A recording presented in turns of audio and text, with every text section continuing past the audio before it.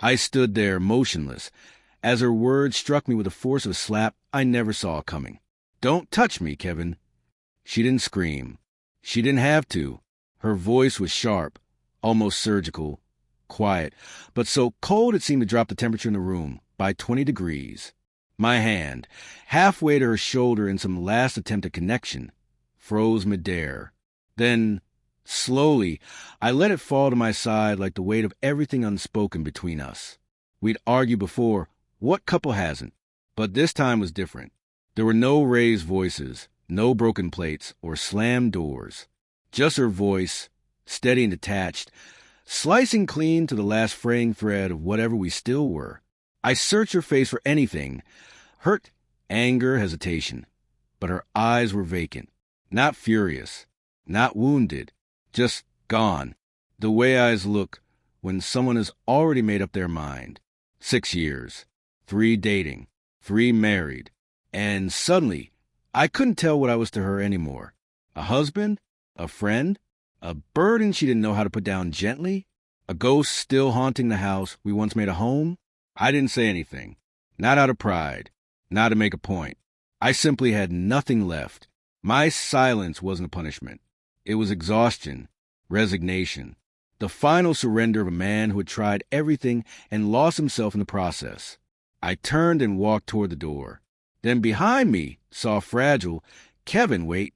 I stopped, hand on the doorknob, heart pounding, lungs stuck somewhere between breath and collapse. I waited, but I didn't turn around. "Please," she said again, louder this time. Her voice broke on the word, like a wave that had finally hit the rocks. "Don't leave like this." But I already had. In 1,000 quiet ways, I had left long before that night.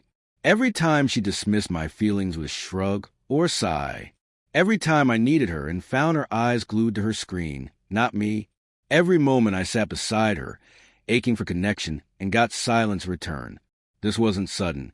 It was a slow erosion, a love story stretched too thin, until it simply unraveled. I opened the door and stepped into the hallway. The air outside felt sharp, like it knew it was witnessing something final. Still, I didn't cry. I didn't have it in me. I'd shed every tear I had months ago, for a woman who had already stopped seeing me even when I was sitting right in front of her. I heard her behind me, bare feet, hesitant steps. "Kevin, please talk to me." "I didn't mean it," she said, her voice small now, desperate. I didn't answer. My silence filled the space between us louder than any apology could. She reached for me, her fingers brushing my arm, gentle, trembling. But it was too late. Too late to fix the nights. I fell asleep wondering if I even mattered.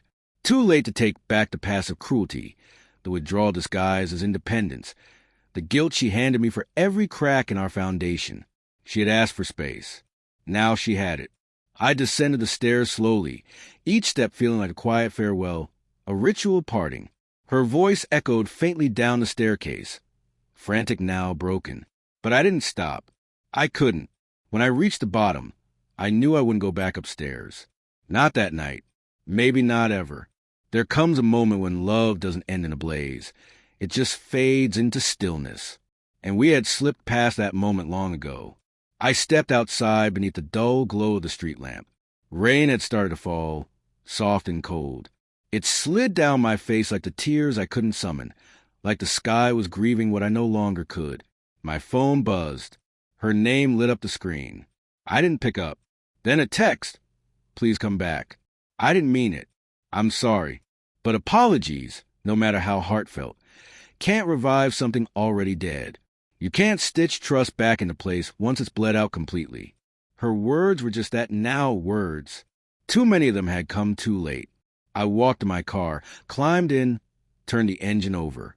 I didn't drive right away. Just sat there, staring at the wheel, letting memories flicker like an old film reel I couldn't turn off.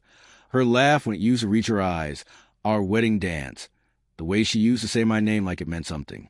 But those moments were ghosts now, echoes of a love that once was. And I was tired of chasing ghosts.